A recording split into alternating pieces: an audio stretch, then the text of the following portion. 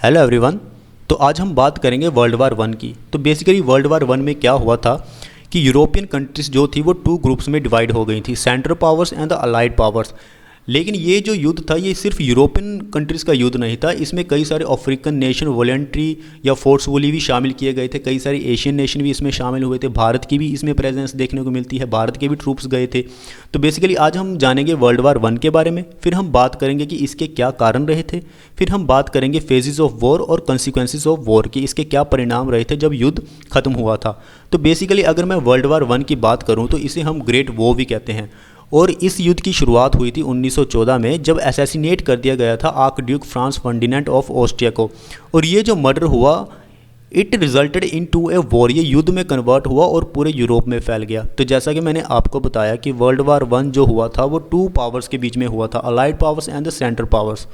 तो जो allied powers थी वो थी फ्रांस, रशिया एंड ब्रिटेन, और यूनाइटेड स्टेट भी अलाइड पावर्स में भी आया था, लेकिन यूनाइटेड स्टेट ने इसको 1917 के बाद ज्वाइन किया था। और जो सेंट्रल पावर्स थी वो थी Germany, Austria Hungary and the Ottoman empire and Bulgaria. तो अगर मैं बात करूं कि इसके क्या कारण रहे थे, तो देखिए कोई एक सिंगल इवेंट नहीं था। जैसे मैंने आपको बताया कि असैसिनेट कर दिया गया था फ्रांस को, लेकिन ऐसा नहीं है, इसके और भी कई सारे कारण रहे थे जिसकी वजह से ये युद्ध हुआ था। इसका जो दूसरा कारण है वो है new international expansionist policy of Germany. Germany का ये सपना था कि वो वर्ल्ड पावर बने, क्योंकि उनके जो नए एम्पायर बने थे जर्मनी के, विल्हेम टू, उन्होंने इंटरनेशनल पॉलिसी शुरू की कि वो अपनी कंट्री को एक वर्ल्ड पावर बनाएंगे। और जितनी भी यूरोपियन कंट्रीज़ थी या कुछ यूरोपियन कंट्रीज़ थी, उन्होंने जर्मनी को एज ए थ्रेट के रूप में देखना शुरू कर दिया। उनको ये लगने लगा कि कहीं ना कहीं जो इंटरनेशनल सिचुएशन है वो जर्मनी के द्वारा ख़राब की जा सकती है। एक तो ये कारण रहा था कि जर्मनी की जो इंटरनेशनल एक्सपेंशनिस्ट पॉलिसी थी वो भी एक कारण रहा था युद्ध के लिए। अब तीसरा अगर आपको मैं कारण बताऊं तो वो था mutual defence alliance. European countries जो थी वो ऑलरेडी टू ग्रुप्स में डिवाइड हो चुकी थी, इनकी जो ट्रीटीज़ थी वर्ल्ड वार वन से पहले साइन हो चुकी थी। तो countries through out the Europe made mutual defence agreement.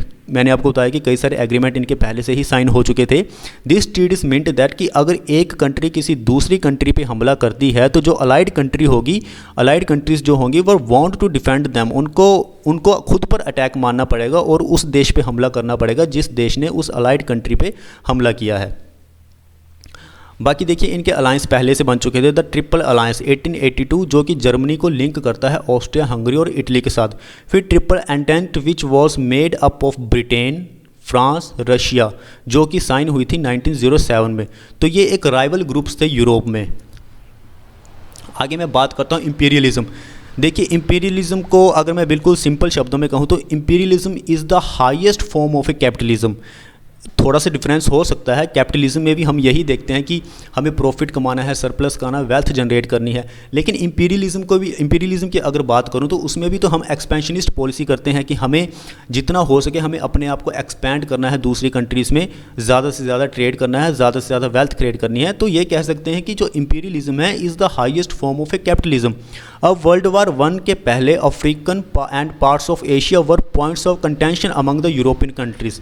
तो अभी यूरोपियन कंट्रीज़ के बीच में ये कंपटीशन था कि जितने भी अफ्रीकन एंड एशियन कंट्रीज़ हैं उनके जो रॉ मटेरियल्स हैं उस पर सबसे ज़्यादा किस यूरोपियन कंट्री का कब्जा होता है। तो इसी इंक्रीजिंग कंपटीशन की वजह से और desire for the greater empires led to an increase in the confrontation that helped push the world war one.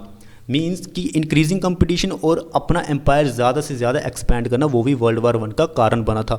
अगर आपने भारत की हिस्ट्री में पढ़ा होगा तो कई सारे ब्रिटेन के युद्ध हुए थे, पोर्टुगीज़ के साथ हुए थे, डच के साथ कई सारे एग्रीमेंट, सबसे ज़्यादा युद्ध तो फ्रेंच के साथ हुए थे। तो ये भी एक कहीं ना कहीं कारण रहा था कि वर्ल्ड वार वन हुआ था इंपीरियलिज्म पॉलिसी की वजह से।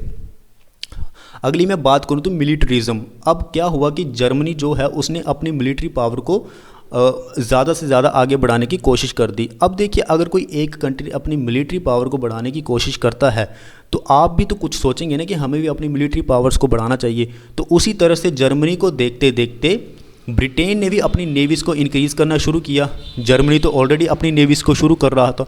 तो ओवरऑल पूरी की पूरी 20th सेंचुरी में पूरे यूरोप वर्ल्ड में सारा का सारा आर्म रेस जो था वो शुरू हो गया था कि अब हम एक ज़्यादा से ज़्यादा आर्मी डेवलप करें, ज़्यादा से ज़्यादा वेपन्स खरीदें।